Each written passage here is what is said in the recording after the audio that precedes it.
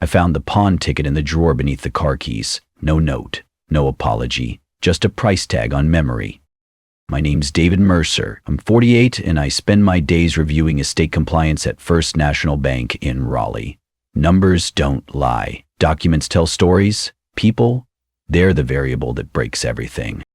The ticket was folded twice, crumpled at the edges like she'd thought about throwing it away. Estate Firearms Collection, $2,400, 0 cents. $2,400 for 23 pieces of American history. My father spent 40 years collecting those guns. Each one documented, each one earned. Angela walked into the kitchen carrying her phone. Real estate calls never stopped in her world. She saw me holding the ticket and didn't even pause her conversation. Yes, the staging should be complete by Thursday, she said into the phone. Then she looked at me and shrugged, like it meant nothing. I waited until she hung up. The silence stretched between us like a canyon. When will we hear from it? When I asked. Last week. You were in Charlotte for that audit. She opened the refrigerator and pulled out a wine bottle. Tuesday, 3 p.m. It's just stuff, David. You never even use them. Just stuff. My father's Colt 1851 Navy revolver was just stuff. The Winchester 1873 he carried as a deputy sheriff was just stuff.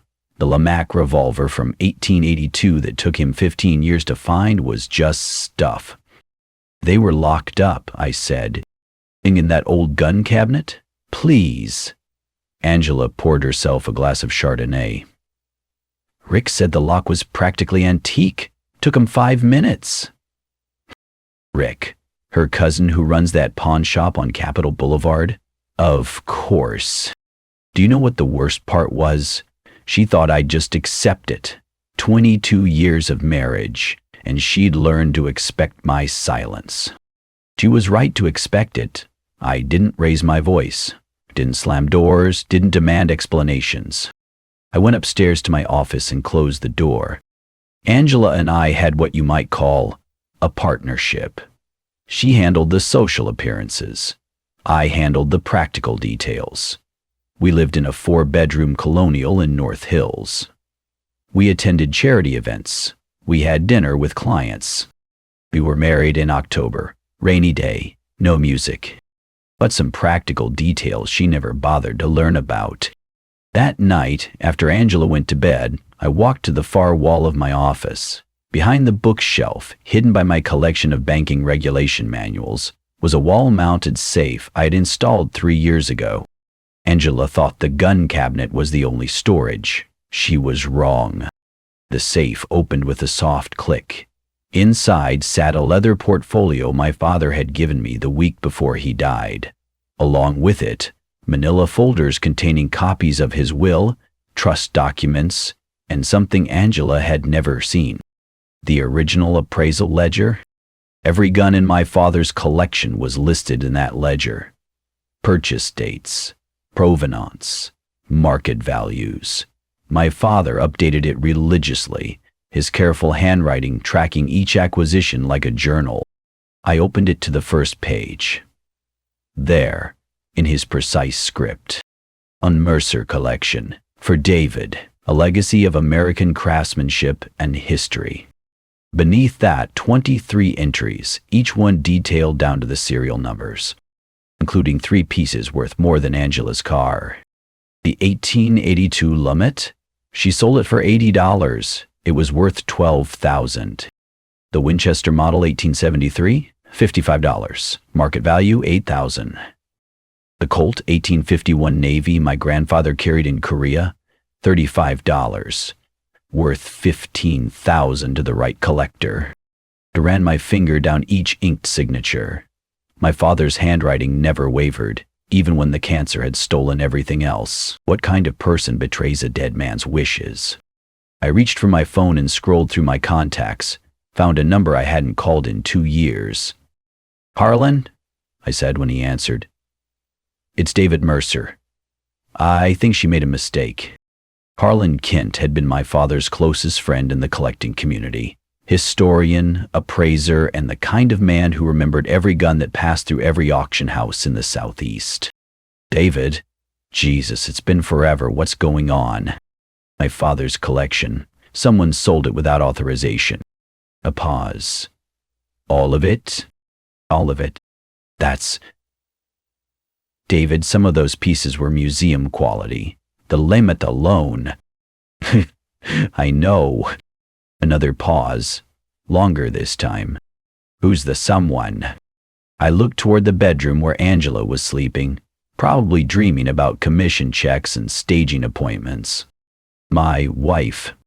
Christ, Harlan's voice dropped. What do you need? I closed the ledger and placed it back in the safe.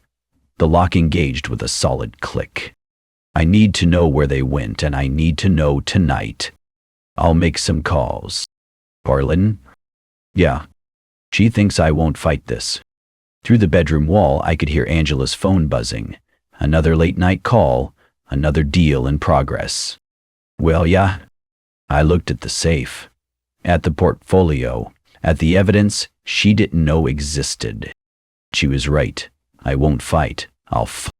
Part 2. Quiet Planning and Deep Discovery. 1,384 words. Angela laughs on the phone across the house. David watches her through the glass. She has no idea what's begun.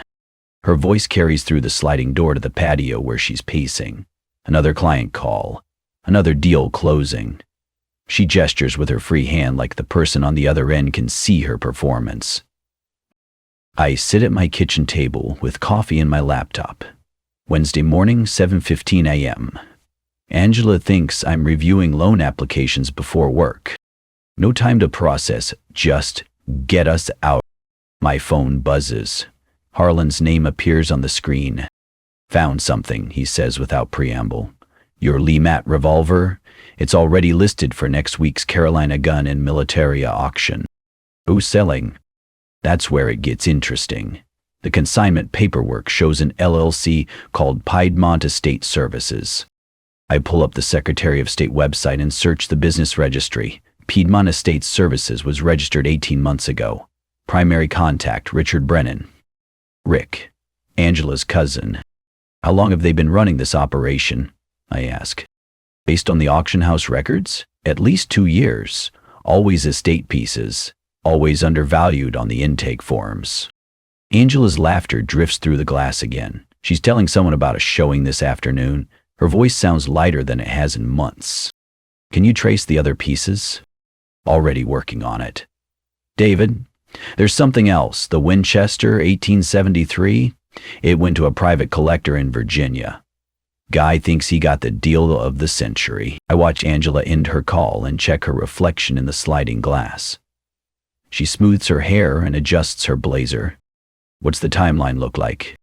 Auction's Saturday. If we're going to challenge Providence, we need to move fast. Angela steps back inside. She grabs her purse from the counter and kisses my cheek. Same routine for 22 years. Big day today, she says. 3 showings and a closing. Drive safe. She's already walking toward the garage. The door slams behind her. I wait until her car backs out of the driveway. Then I call Sandra Patel. Sandra works 2 floors below me at First National.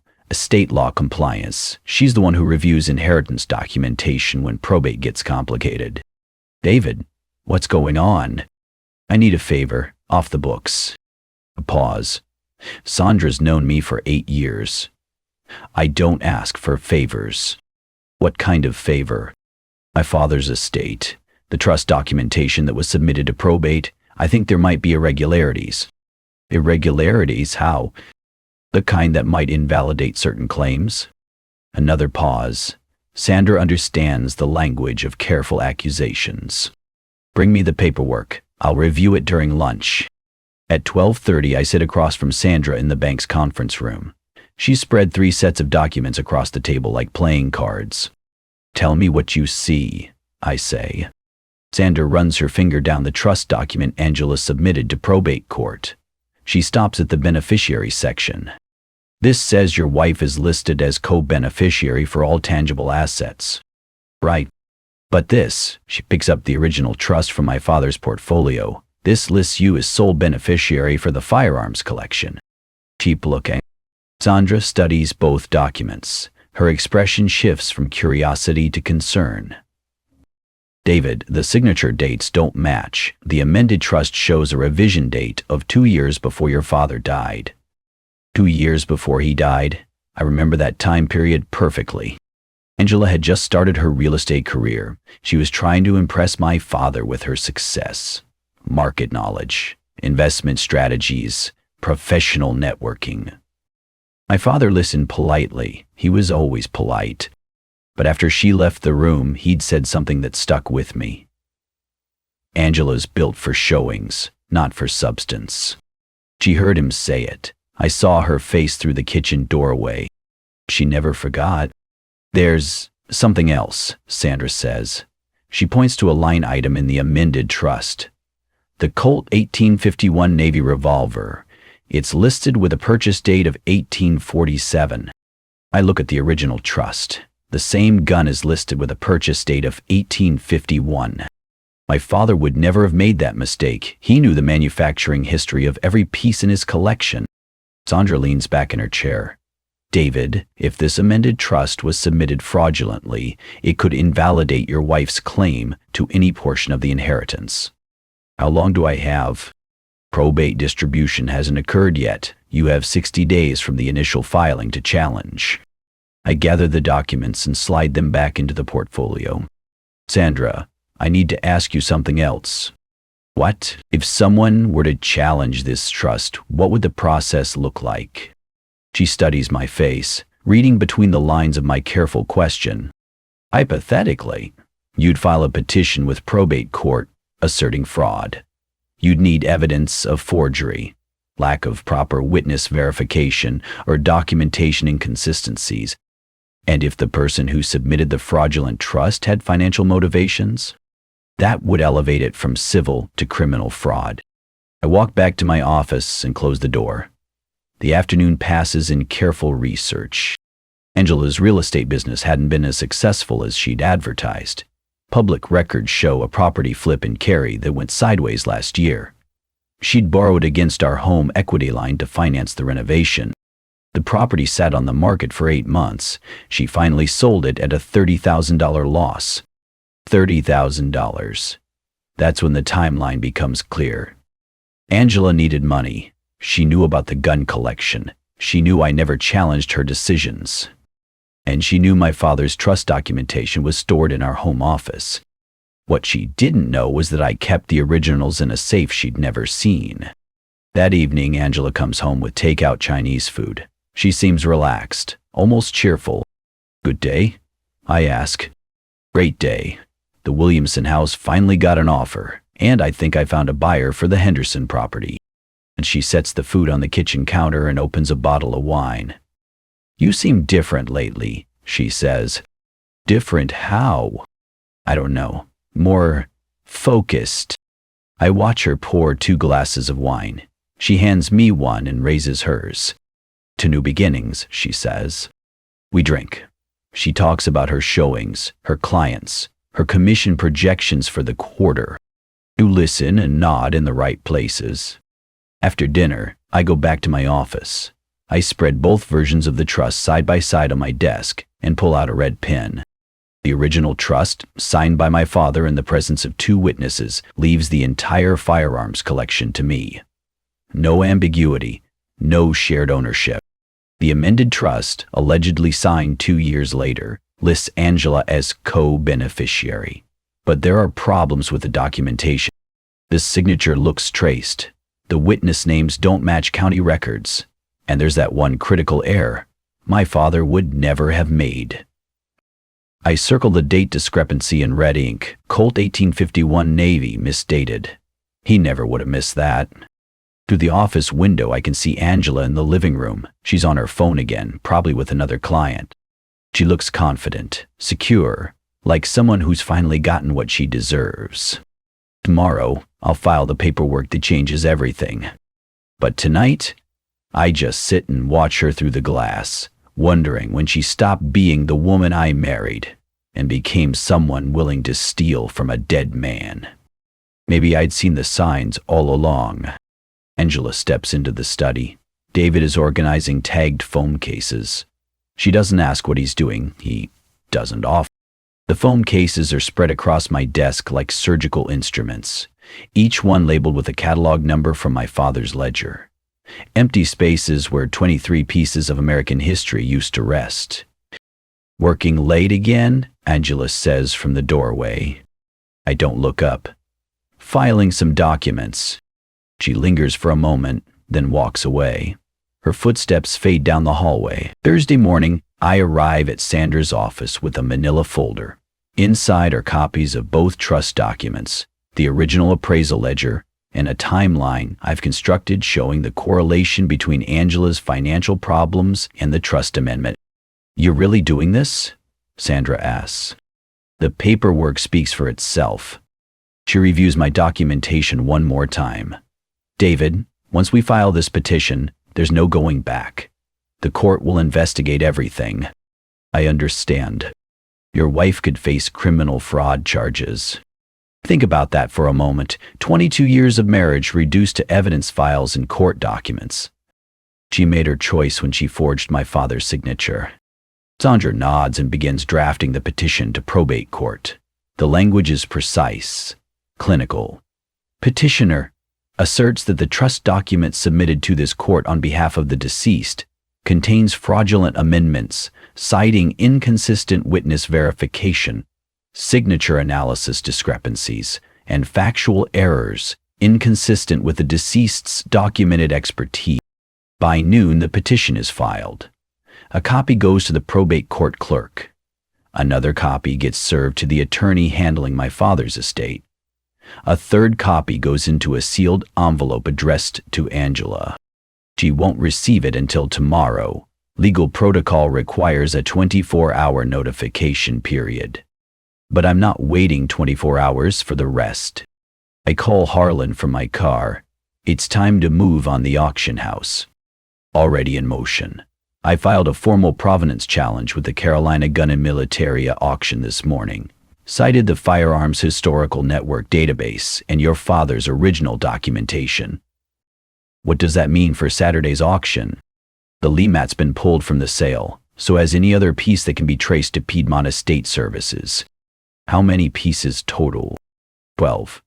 All consigned through Rick's LLC over the past 18 months. 12 pieces. This wasn't just about my father's collection. Rick and Angela had been running a systematic operation, targeting estate firearms and flipping them through auction houses. "There's something else," Harlan continues. "I contacted the state insurance fraud unit about the pattern of undervaluation. They're opening an investigation into Piedmont Estate Services." I park outside the courthouse and sit in my car for a moment. The next step requires walking into the clerk's office and filing paperwork that will freeze Angela's access to our joint accounts. Separation of assets, a legal maneuver that protects inherited property during fraud investigations. Do you know what's strange about betrayal? It's not the moment you discover it. It's the moment you decide to do something about it. Inside the courthouse, I fill out Form 47B, Emergency Asset Protection Motion. The language is straightforward. Petitioner requests immediate separation of marital assets pending resolution of inheritance fraud investigation. The clerk stamps the filing at 2:47 p.m. Effective immediately, Angela's access to our joint checking account, savings account, and home equity line is suspended. She'll find out when her debit card gets declined. I drive home and find a message on the answering machine. Harlan's voice, excited. "David, call me. We found the LEMAT." I dial his number from my office. The buyer's name is Dr. William Harrison, retired historian from UNC Chapel Hill, specializes in Civil War firearms. Does he know what he bought? That's the interesting part. He called me after seeing the Providence Challenge. Turns out he knew your father. A pause. "Dr. Harrison said your father consulted with him on a research paper about Confederate revolvers back in the 90s. He remembered the name Mercer. What's he willing to do?" "He wants to make this right. The LEMAT's going into his private museum collection, but he's agreed to list it as on historical loan, Mercer Trust, son of Major Allen Mercer." It's not the same as getting the revolver back, but it preserves my father's name in the historical record. There's more, Harlan says. Dr. Harrison's been tracking Rick's LLC for months. Apparently, they've been selling questionable pieces to collectors across 3 states. How questionable? Some items that should never have left their original families. Dr. Harrison thinks we're looking at a much larger operation than just your father's collection. That evening, Angela comes home carrying grocery bags and a bottle of champagne. She seems unusually cheerful. What's the occasion? I ask. The Henderson property sold today. Full asking price. She starts unpacking groceries. I was thinking we could take a weekend trip to celebrate. Maybe the mountains? I watch her arrange items in the refrigerator, moving with the confidence of someone who believes she's gotten away with something. Sounds nice, I say. She opens the champagne and pours 2 glasses. To success, she says, raising her glass. We drank. She talks about the sale, the commission, her plans for investing the money. I listen and wait. At 8:30, there's a knock at the front door. Angela goes to answer it. David, she calls from the hallway. There's someone here with papers for you. Process server. Right on schedule. I walk to the front door where a man in a business suit hands me an envelope.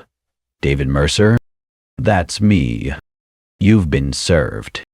Angela watches from behind me as I sign the receipt. The man walks back to his car and drives away. What was that about? Angela asks.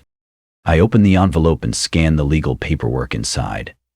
Notice of probate investigation, asset freeze documentation, copy of my petition challenging the trust. Estate stuff, I say. Dad's collection. Something in my tone makes her look closer. What kind of estate stuff? I hand her the papers. Angela reads in silence. Her face goes pale, then red, then pale again. You're challenging the trust? I'm correcting fraudulent documentation. Fraudulent? David, that trust was legally filed. Your father. My father never signed that amendment. She stares at me. For the first time in our marriage, I see something close to panic in her eyes. I don't understand. Sure you do. The champagne sits forgotten on the kitchen counter. Angela sits down at the table and reads through the paperwork again. This says our accounts are frozen. Separation of assets. Standard procedure during fraud investigations. Fraud investigation? I sit across from her at the table where we've eaten dinner for 22 years. Angela, the cold 1851 Navy was misdated in your amended trust. My father would never have made that mistake. She looks at the papers, then at me, then back at the papers. What are you doing? The question hangs in the air between us, simple words with complicated. I think about the empty foam cases upstairs, about my father's careful handwriting in the ledger, about 23 pieces of history sold for the price of a used car. Correcting paperwork. Angela stands up and walks to the window. She stares out at our neighborhood. Neat lawns, quiet streets, suburban normalcy. How long have you been planning this? Since Tuesday. She turns around. I needed that money, David. I know. The flip went bad. I was trying to fix things. I know. You never fight for anything, I thought. She doesn't finish the sentence. Doesn't need to. I stand up and collect the legal papers from the table. Angela, tomorrow morning you'll receive a formal petition copy in the mail. You should probably call a lawyer. I walk toward the stairs, then stop. For what it's worth, you were right. I don't fight. I climb the stairs to my office and close the door. Outside, night settles over North Hills. Inside, I begin organizing documents for tomorrow's next phase.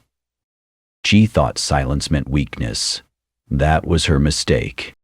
Angela opens a letter from the Real Estate Commission, notice of investigation, ethics violation. Her hands shake as she reads. I watch from the kitchen doorway, coffee mug in hand. Monday morning, 7:45 a.m. 3 days since the process server knocked on our door. David, her voice is smaller than I've heard it in years. They're suspending my license. She holds the letter like it might burn her fingers. Pending what kind of review? Ethics violation related to, she scans the page. Asset misrepresentation and undisclosed familial resale conflicts. I take another sip of coffee. That sounds serious. Angela looks at me across the kitchen. Something in my tone finally registers. You knew this was coming. I suspected there might be complications. She reads the letter again. Her real estate career, 22 years of networking, client relationships, professional reputation, produced to a suspension notice and an investigation number. How did they find out about Rick? Public records are public.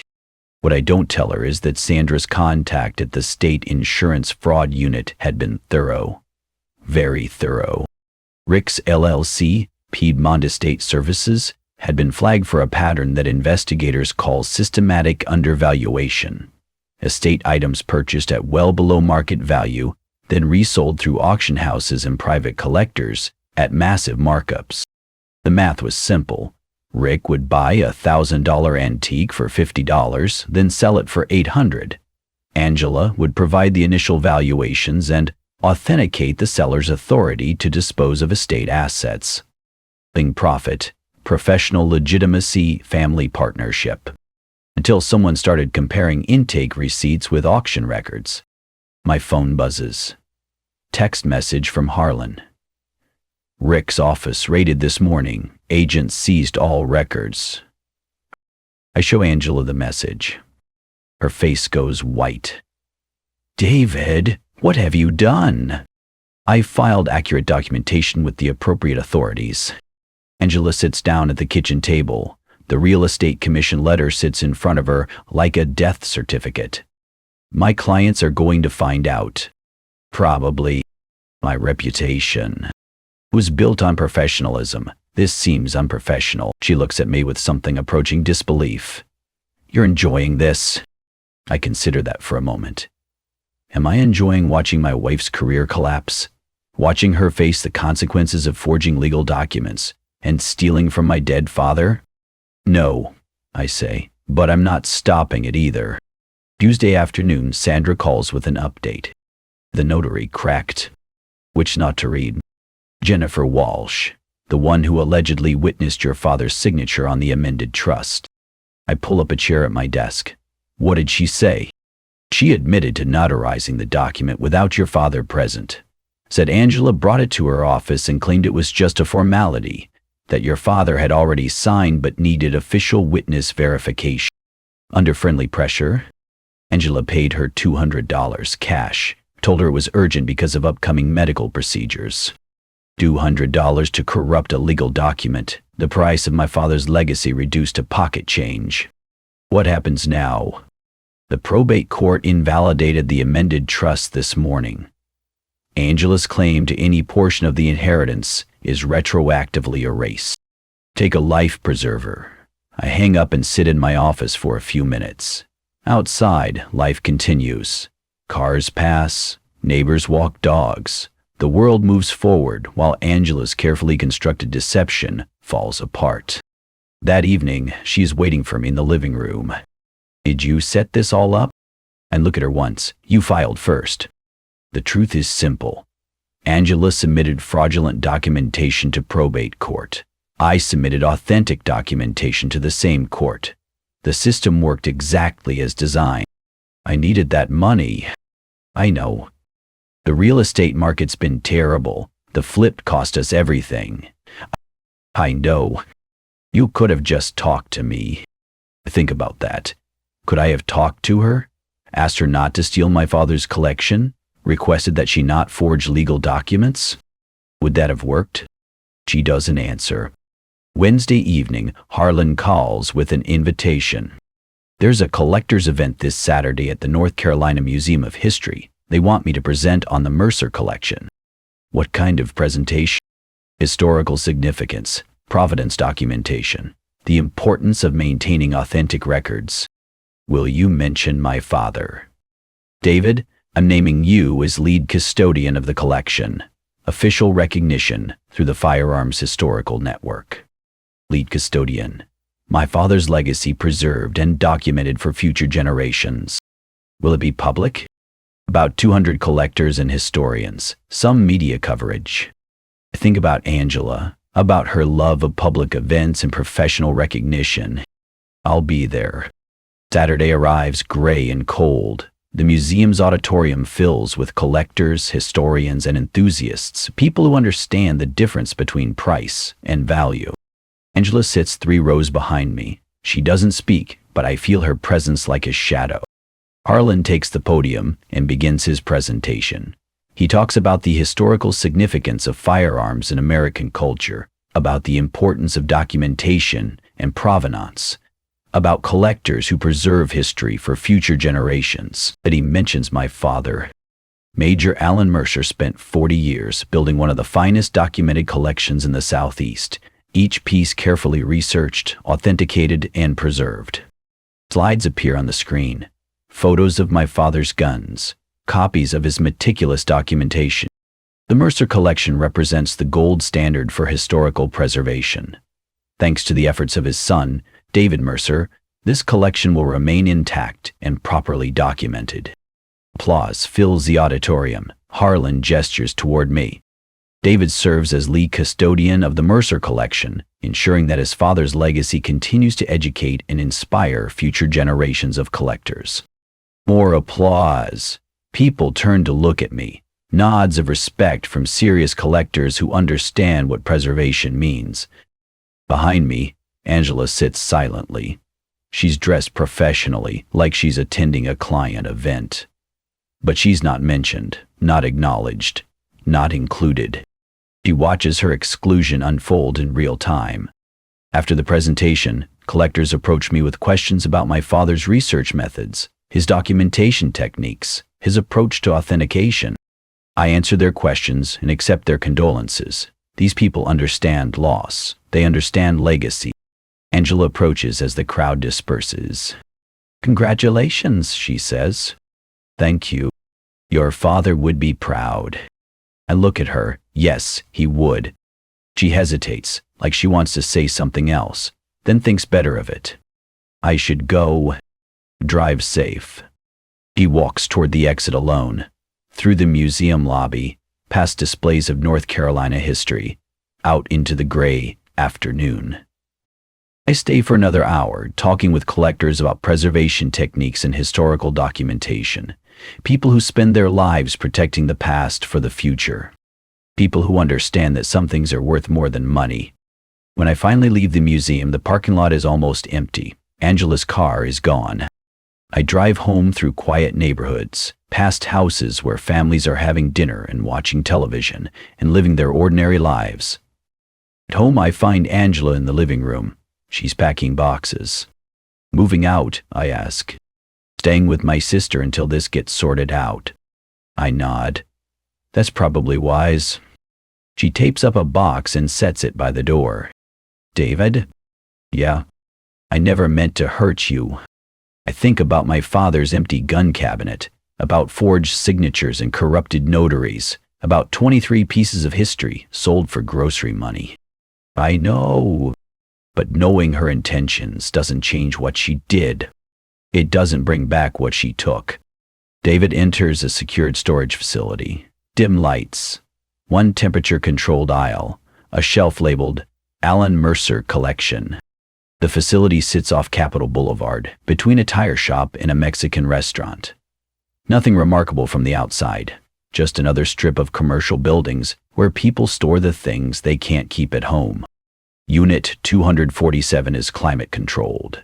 68 degrees year-round. Humidity monitored. The kind of environment my father would have approved of.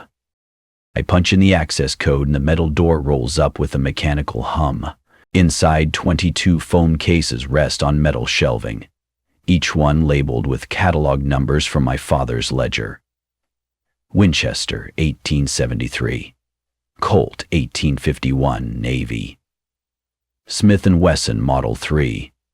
Names that meant nothing to Angela, but everything to him. The cases came back from evidence storage yesterday. The state insurance fraud investigation concluded with Rick's conviction and a 3-year sentence. Angela's plea agreement included full restitution and 2 years probation. No jail time, professional consequences only. Her real estate license was permanently revoked. Her sister's couch became a more permanent arrangement. I carried the updated ledger to the back of the unit where a small, fireproof safe sits mounted to the wall. Inside this safe, I keep the documentation that matters. Original purchase receipts. Provenance records. My father's will and trust.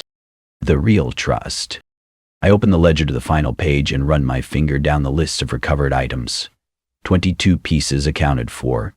Serial numbers verified. Chain of custody restored. At the bottom of the page, I write the final entry. Recovered, all but one, truth intact.